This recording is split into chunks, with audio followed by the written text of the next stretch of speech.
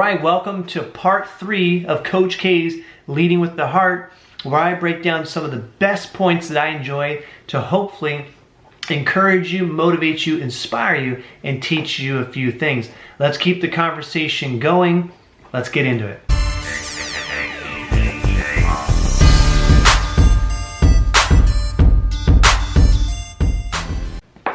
Alright. So he says here, I often think about the guys who fought in Vietnam, who came home to no parades, no celebrations, no thank yous, and I am determined that the same thing will never happen to any team of mine after it completes a long journey. So remember, when our goal is to try to do our best, when our focus is on preparation, sacrifice, and effort instead of numbers on the scoreboard, we will never lose. I think I just naturally key in on human nature. I look at how people react to different things as individuals and as a group. A leader has to get into a person's head and then know what button to push at any given moment. So that reminds me of, my team, both the kids that I've coached as well as my agents in my business here, and each person is motivated differently. Each person likes different types of incentives.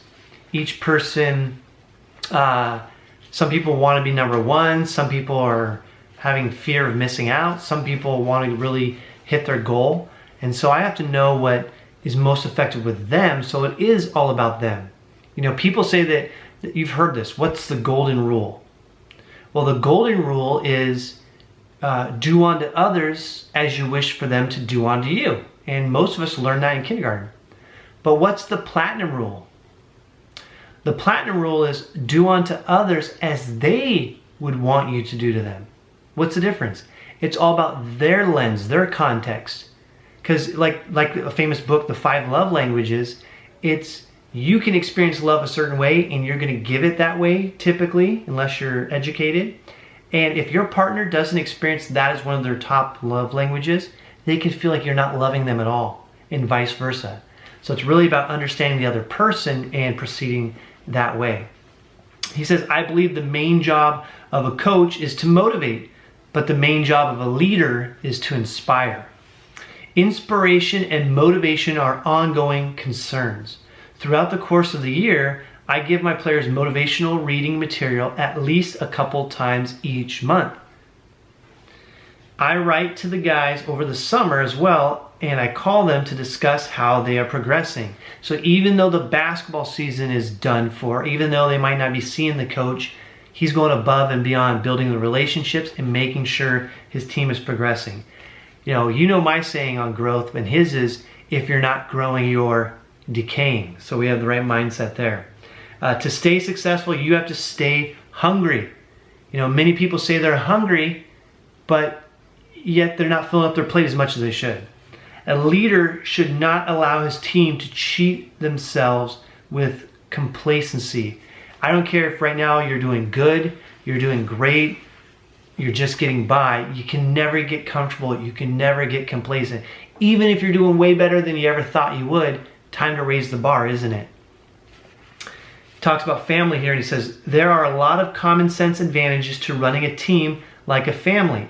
Honesty, strength, caring, and so on. But one of the greatest strengths is the fact that in a family, you are never alone. So how can you start treating your team and maybe your business like a family? What things do you need to change, or what will you implement? Let me know in the comments below. We'd love to learn together. All right, courage is a word that comes up a lot in leadership, and it does take courage to walk down that dark alley where others don't want to go. But true bravery in leadership really revolves around the degree in which a person maintains the courage of convictions. What are you convicted about? What do you really believe in?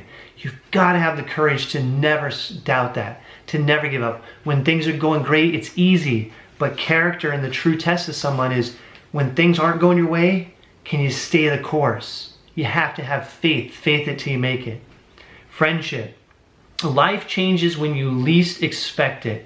The future is uncertain, so seize this day, seize this moment, and make the most of it.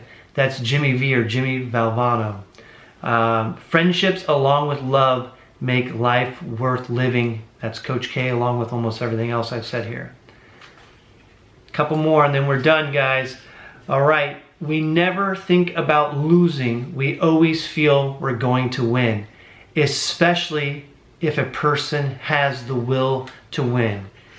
Guys, you got to focus on the prize. You got to know that you're going to win, and you have to have the will to win, to do whatever it takes. E.T. says it best, you got to want it as bad as you want to breathe.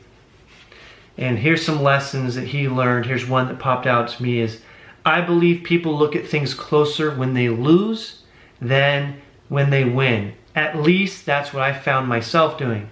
Sometimes when you win, there's stuff under the couch and rug that you ignore. But when you suffer a real setback, you want to know all the reasons why so that it will never happen again. I'm curious, do you guys learn more from pain or pleasure? Do you guys learn more from the things that have maybe hit rock bottom and went terribly wrong, or from victory? And I think it's probably less from victory, but here's the thing, when you're winning or things go well, can we agree to each other to at least take a moment and analyze why it's going well, to be grateful and to learn from it? And maybe, here's a way to do that too, teach others what you did to get that success. Hey guys, thanks for joining me with this week's book breakdown, my second of 50 books I'm gonna read and break down this year just for you. This is Leading with the Heart by Coach K, all right? If you enjoyed today's book breakdown, go ahead and click that like button. Next week's book breakdown is going to be Malcolm Gladwell's Outliers, The Story of Success. Great book. I've heard many great things. I have several Malcolm Gladwell's books I'll probably break down for you.